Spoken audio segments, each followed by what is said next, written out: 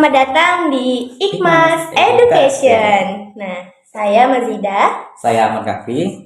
Dan hari ini kita akan bahas sesuatu yang unik dan gak biasa nih. Biasanya kalau dengar jurusan pertanian pasti kebayang traktor, pupuk, ataupun mungkin kami tetangga. Tapi tamu kita hari itu membuktikan kalau mahasiswa pertanian itu bukan cuma jago bercocok tanam, tapi juga bisa merangkai kata.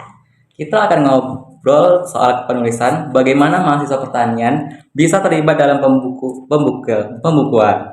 Dan tentu saja, tantangan serta kejadian kocak di balik layar. Karena jujur nih Majida, dalam membuat buku itu gak gampang. Kadang lebih susah daripada ngerjain laporan praktikum yang deadline-nya besok pagi. Benar nih, Saudara Kahfi. Tanpa berlama-lama lagi, langsung saja kita sambut Bang Sandi. Bang. Halo Bang Sandi. Halo. Gimana nih kabarnya Bang Sandi? Alhamdulillah baik, sehat ya. Selamat datang di podcast kami. Masih normal nih Bang setelah menulis buku yang udah mulai bicara sama tanaman. Insya Allah sejauh ini masih sih ya kan. Iya. Sebelum kita mulai lebih jauh nih Bang, perkenalan dulu dong ke pendengar kita nih. Abang ini mahasiswa pertanian, tapi tiba-tiba jadi penulis. Gimana nih ceritanya? Apa jangan-jangan nih efek kebanyakan ngobrol sama cabe? Cak jelasin Bang. Oke ya, awalnya itu kan abang tuh mau nulis itu kayak hanya iseng-iseng doang. Karena kan itu waktu libur kemarin kayak gabut gitu di rumah, nggak ada kegiatan. Jadi kan kayak mengisi waktu luang itu abang udah ada stok puisi gitu kan. Jadi itu kayak tinggal merubah-rubah sedikit gitu. Dan kebetulan ada kawan abang yang ngirim kayak ada event lomba gitu untuk bisa daftar. Jadi itulah kata dia kan kau ada puisi, karena pernah juga abang tuh cerita sama dia gitu kan, kayak nanya pendapat gitu. Terus kata dia, karena kan kau ada puisi, sayang gak sih kalau nggak dilihat orang gitu. Jadi kayak abang berpikir betul juga memang, karena kan ada stok puisi gitu kan karyanya. Jadi kalau nggak dilihat orang kayak sayang. Jadi itulah abang daftar, coba-coba sih sebenarnya iseng-iseng, berharap kalau menang ya alhamdulillah gitu ya kan, kalau enggak ya udah gitu. Nah kebetulan di situ puisi yang abang buat itu di kayak mana dibilangnya, lolos di tahap administrasi. Nah kemudian untuk tahap penerbitan itu perlu lagi lanjut untuk teliti lah sama mereka memang dari pure kita buat sendiri atau plagiarisme. Nah kebetulan abang juga lolos di yang plagiarisme itu, jadi bisalah diterbitkan dalam sebuah buku. Jadi nih Bang, abang kan baru ikut nih event dalam pembuatan buku ini. Nah, jadi bisa ceritakan sedikit gak Bang, bagaimana sih story dalam buku itu dan untuk saya ikut tertarik dalam proyek ini. Jadi Bang, karena ini bisa dibilang ikut terjebak dari dosen atau dari cutting nih Bang. Nah itulah dia yang kayak abang bilang tadi kan, karena kan itu kayak dicoba sih sebenarnya bukan. Nah itu memang kemana abang gitu kan, karena ya tau lah kita kalau libur nih kan kita ini lama, biasa sekitar sebulan setengah sampai 2 bulan gitu kan. Jadi kan kayak apa sih, ngapain tidur makan gitu kan, kayak nggak ada yang menghasilkan gitu. Jadi dari kegabutan itulah kayak muncul yang itu tadi, ada kabar dari kawan abang bahwasanya ada lomba. Nah jadi abang daftarkan lah di situ. Jadi kalau untuk kejebak dan dosen cutting kayak nggak ada, emang dari pure abang sendiri gitu ya kan. Menarik banget nih Bang. Sebagai mahasiswa pertanian, apa yang mendorong Abang buat menulis? Emang sebelumnya hobi nulis atau kayak kejadian aja pas lagi nyangkut terus tiba-tiba dapat inspirasi atau gimana nih Bang? Nah itu menarik sih pertanyaannya kan. Jadi tuh awalnya gini sebenarnya, dari dulu tuh abang kayak ada nih inspiratif kayak ide-ide gitu kan. Cuma nggak tahu mau di mana dituangkan, terus mau di mana ditaruh gitu, bingung gitu naroknya di mana. Jadi kayak hanya ada di kepala doang, nggak bisa dibuat kayak dikeluarkan gitu, hanya masih berputar-putar di kepala kan. Nah terus dari situ kayak abang berpikir, kenapa aku bisa gitu kan, kenapa kok nggak aku salurkan ke orang lain gitu. Kayak hanya percuma nggak sih kalau kita punya ide kreatif tapi nggak bisa didengar sama orang lain, nggak bisa dilihat gitu kan. Nah jadi dari situlah kayak abang tuh berpikir nyari-nyari lomba event, dan sempet juga pernah abang waktu SMA itu kalau nggak salah kelas 2 atau kelas 1 di situ juga sempet abang buat ikut lomba, cuman karya abang itu ditolak mentah-mentah karena di situ ada persyaratannya minimal harus harus berapa ya, harus mempunyai KTP untuk registrasi. Nah di situ kan karena kita masih SMA kelas 1 paling sekitar 16 tahun kan belum punya KTP gitu kan. Nah jadi karya abang itu nggak bisa lulus di tahap administrasi, jadi itu nggak abang lanjutkan lagi lah, kayak ya sakit hati, sebenarnya sakit hati gitu kan, karena kan udah capek-capek membuat, nah tapi taunya nggak bisa untuk ikut di lomba itu, jadi kayak kecewa. Jadi dari situ abang ini nggak pernah lagi lah buat karya, buat tulisan, jadi stuck di situ gitu. Gitu ternyata. Oh iya Bang, kan banyak sekali nih mahasiswa yang mungkin bukan dari yang eksakta gitu kan, bukan dari yang sastra gitu kan. Jadi mungkin mahasiswa itu sedikit sulit untuk menulis tentang, apalagi terjun ke dalam buku nih kan Bang. Menurut Abang tuh bagaimana Bang supaya bisa membangkitkan semangat untuk menulis dari bukan jurusan sastra tadi gitu. Nah ini dia, sekarang itu kita tahu lah ya kan, permasalahan kalau Gen Z ini mageran gitu ya kan, itu kan jadi mungkin itu memang pasti ya kan, apalagi kalau udah rebahan lihat scroll TikTok udah sampai nggak tahu waktu lah ya kan, bisa dibilang kayak gitu. Nah jadi untuk bisa kita membakar semangatnya sebenarnya dimulai dari diri kita sendiri. Kayak mana caranya? Kan karena yang tahu diri kita itu ya kita sendiri ya kan, nggak mungkin orang lain tahu tentang diri kita. Nah jadi dari situlah kita harus mengembangkan apa sih sebenarnya yang ada dalam potensi diri kita itu, biar kita bisa kayak membuat, nggak usah kita bilang menulis lah gitu ya kan, kayak membuat apa yang bisa dinikmati oleh orang banyak dan berguna. Jadi dalam menggali potensi yang ada diri kita itu, kita harus tahu dan mempelajari apa yang ada dalam diri kita itu sih, nggak usah jauh-jauh ke menulis dulu lah ya kan, kayak apa yang bisa dinikmati orang lain itu aja dulu gitu maksudnya, itu kira-kira. Bener banget nih Bang. Nah Bang, tadi kan kalau cuma mikirin nulis tuh pasti sulit, dan gitu Gen Z itu mager gitu kan. Nah, jadi menurut Abang nih, gimana kepenulisan bisa membantu mahasiswa dalam dunia pendidikan? Nah, kalau itu kan sekarang kita juga tahu ya, kalau di universitas kita itu ada kayak surat pendamping ijazah gitu untuk nanti kita mau lulus untuk ngambil skripsi gitu kan. Nah jadi kan kalau misalnya kita membuat nulis gitu, menciptakan sebuah karya, otomatis menang nggak menang pun kita ada dapat sertifikat kan pasti gitu kan. Dan kalau memang event itu resmi dan besar, nah jadi dari sertifikat itu nanti bisa kita gunakan untuk di menjadi surat pendamping ijazah waktu kita mau lulus nanti. Nah jadi dalam hal membuat karya atau kita mengikuti sebuah event yang memang itu bisa dibilang cukup besar, itu bisa membantu kita sebagai mahasiswa untuk kedepannya, karena kan bukan hanya dari bangku kuliah kita bisa mendapatkan ilmu gitu kan, bisa jadi dari luar, dan kebanyakan kalau mahasiswa itu mendapatkan ilmu tadi dari luar bukan dari bangku kuliah itu tadi lebih kurangnya. Oh iya Bang, tadi kan Abang ada menyinggung di tentang skripsi nih ya kan. Nah, ya. Itu kan banyak sekali tuh mahasiswa itu takut menulis tentang skripsi itu, apalagi kalau udah direvisi sama dosennya itu kan, pasti tuh rasanya takut banget. Itu bagaimana sih Bang menurut pandangan Abang tentang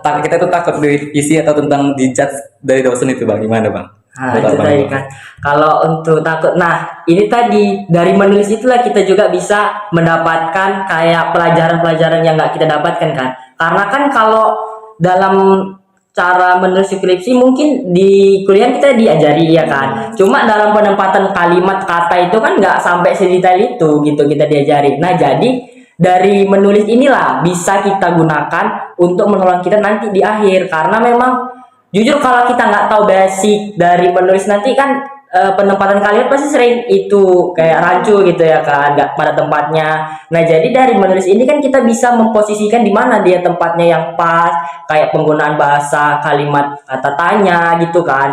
Dari sini kita banyak belajar. Jadi untuk itu kita yang penting sekarang intinya kita harus ada kemauan. Nah itu tadi, jadi kalau ada kemauan kan otomatis bisa menolong kita dalam itu menulis skripsi. Kita tidak banyak revisian karena kita udah ada basicnya, terus juga nanti mungkin dosennya happy ya kan karena tulisan kita udah bagus gitu kurang lebihnya. Jadi Bang sebenarnya menulis itu bukan sebagai ajang buat belajar aja, tetapi menulis itu juga merupakan salah satu mungkin sarana untuk kita menyalurkan inspirasi kita gitu lah ya Betul, Bang. betul sekali itu. Nah nih Bang, banyak nih mahasiswa merasa kesulitan ini dalam menulis. Nah, Abang bisa bagi tips nggak? Gimana pengalaman Abang biar bisa mereka tuh dalam menulis tuh percaya diri nih gitu. Pengalaman biar bisa percaya diri gitu maksudnya. Iya. Kalau pengalaman biar bisa percaya diri sebenarnya sih sederhana ya kan. Karena yang kita tahu kalau menulis ini apalagi sekarang banyak ini. Gak usah jauh-jauh lah, handphone aja kan bisa jadi ajang untuk membantu kita gitu dalam membuat sebuah tulisan. Apalagi sekarang ada AI yang bisa membantu kita dalam penempatan kalimat. Jadi kalau untuk ajang kayak mana caranya biar kita mau menulis itu, abang rasa bukan menjadi halangan ya kan untuk kita menciptakan nanti sebuah karya ataupun apa. Sekarang lebih mudah dari tonton sebelumnya atau mungkin dari zaman-zaman dulu gitu karena sekarang udah ada teknologi yang lebih canggih itu sih kurang lebih. Jadi Bang nih Bang, dalam menulis itu pasti kan ada tantangan tersendiri nih kan Bang. Apa sih tips Abang untuk yang harus kita hadapi dari tantangan sendiri itu Bang? Atau mungkin nih karena dikejar lapak mungkin. Nah untuk tipsnya sebenarnya kita yang pertama itu harus pandai manajemen waktu. Nah karena kan kita sebagai bukan gimana ya, kita bukan sebagai penulis yang senior, kita hanya sebagai mahasiswa yang menyambil kayak hobi kita itu di penulisan gitu. Nah jadi sebagai mahasiswa kita kan juga dikejar yang namanya deadline, tugas gitu. Apalagi kan tau lah kayak mana sih sekarang kalau udah mau akhir-akhir pasti semua tugas keluar di situ ya kan. Nah jadi supaya nggak menghalangi kuliah kita harus pandai manajemen waktu, harus pandai berapa menit kita membuat tulisan, berapa menit mencari ide, berapa menit kita mengerjakan tugas.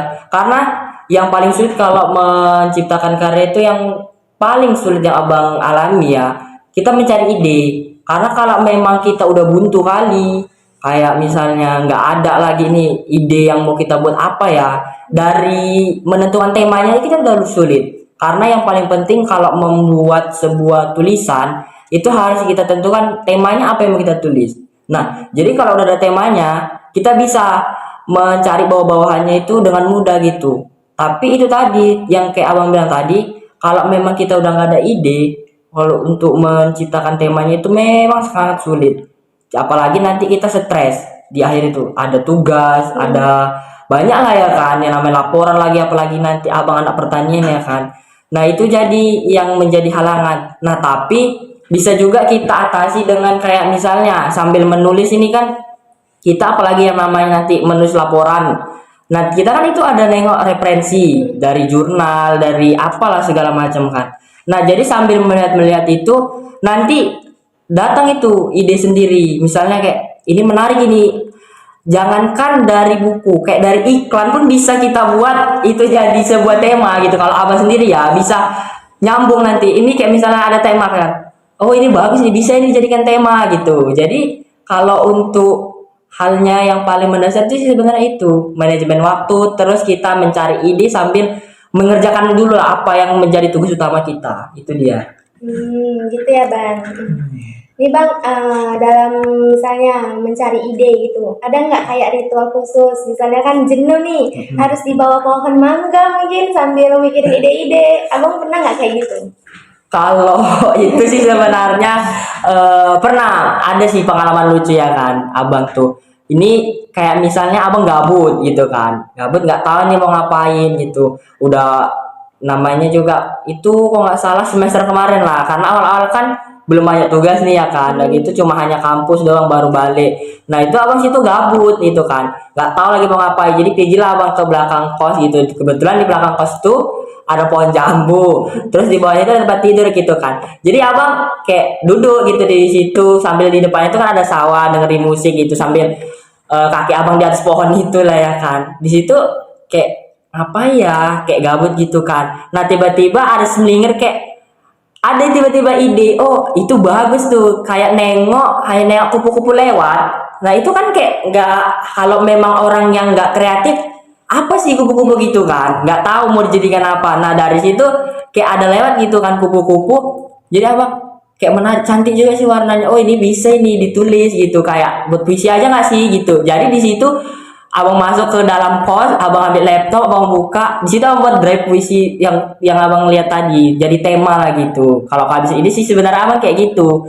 Jadi kalau misalnya kita kreatif gitu kan, hal sekecil apapun yang kita lihat bisa jadi kita jadikan sebuah karya, sebuah tulisan. Jadi jangan takut gitu.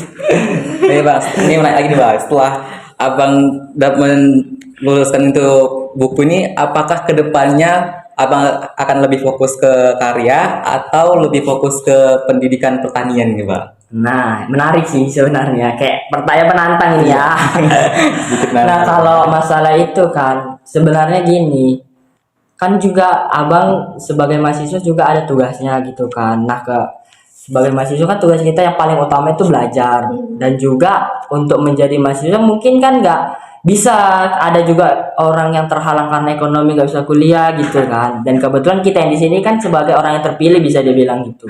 Nah, jadi untuk tugasnya sebenarnya yang paling utama itu, yang pertama ya abang siapkan dulu lah pendidikan abang ya kan, karena kan otomatis orang tua kita di rumah juga mengharapkan kita di sini yang terbaik lah gitu, pendidikan kita diselesaikan. Nah kalau untuk melanjuti penulisan sih sebenarnya abang ada niat, cuman sama kalau sekarang hanya sekedar hobi aja yang abang tekuni. Kalau memang kedepannya nanti gimana ya nggak tahu juga gitu ya kan. Tengok kedepannya nanti, kalau memang ada kesempatan yang bagus, kemungkinan menulis ini jadi bisa dilanjutkan gitu ke depannya gitu kira-kira. Gitu nih Bang, menarik nih. Nah, kalau ada mahasiswa lain nih Bang yang masih ragu buat nulis, ada nggak kata-kata atau motivasi dari Bang Sandi? Nah, kalau motivasi sendiri sih sebenarnya abang pak megang yang nggak pernah abang lepaskan dari diri abang itu, kesempatan nggak datang cuma sekali, nggak datang hanya sekali. Kalau hanya sekali namanya bukan kesempatan, tapi kebetulan, betul ya kan? Iya, Nah, betul. jadi dari situlah abang megang kalau bahwasanya kita gagal, kita jangan menyerang, stuck di situ. Kan ada nih nanti udah gagal, nggak mau lah nyoba, pasti nanti aku kecewa gitu kan. Nah jadi dari situlah, dari yang apabila abang bilang tadi, kalau kesempatan nggak datang sekali, kalau cuma sekali namanya kebetulan, disitulah jadi menggali potensi abang, kayak semangat lagi gitu ya kan dari situ. Jadi kayak otomatis kalau misalnya gagal, kalau misalnya abang kalah, ya udah jangan cuma berhenti di situ, masih ada lagi ke depannya, karena kita nggak tahu namanya rezeki kita nanti ya kan, nggak mungkin kan cuma selesai di situ gitu. Jadi itu tadi intinya, kalau kesempatan itu juga sekali, kalau sekali namanya kebetulan itu. Wah seru banget nih ya Bang Sandi. Kapan lagi nih kita bisa jumpa dengan mahasiswa pertanian yang bisa nulis buku ini. Apalagi bisa untuk menginspirasi mahasiswa lain, terutama mahasiswa pertanian. Benar sekali kan Mazira? Benar sekali. Ternyata tuh Bang, menulis tuh kayak bertani ya Bang. Perlu kesabaran, ketekunan, yang paling penting tuh keberanian buat memulai. Betul. Kalau nggak mulai ya nggak akan panen kita guys. Oke baik Bang, terima kasih Bang sudah menjadi narasumber kami. Udah mau berbagi pengalaman nih Bang. Semoga makin banyak mahasiswa yang terinspirasi oleh karya Bang Sandi dan terutama hari ini cerita Bang Sandi, dan semoga karyanya Bang Sandi ini bisa banyak dibaca dan menginspirasi orang banyak terutamanya. Semoga aja ya kan. Untuk teman-teman sekalian yang udah mendengarkan nih pasti sangat terinspirasi dari kisah Bang Sandi. Nah, teman-teman sekalian perlu diketahui bahwasannya kita dalam menulis tuh jangan ragu-ragu. Jadi kita mulai dulu, karena sesuatu yang akan kita jalani itu pasti awal saatnya itu dari kita mau memulai. Mungkin itu saja sekian pada episode kali ini kita ya Mazida. Jangan lupa follow, subscribe, dan pastinya di like. Benar banget.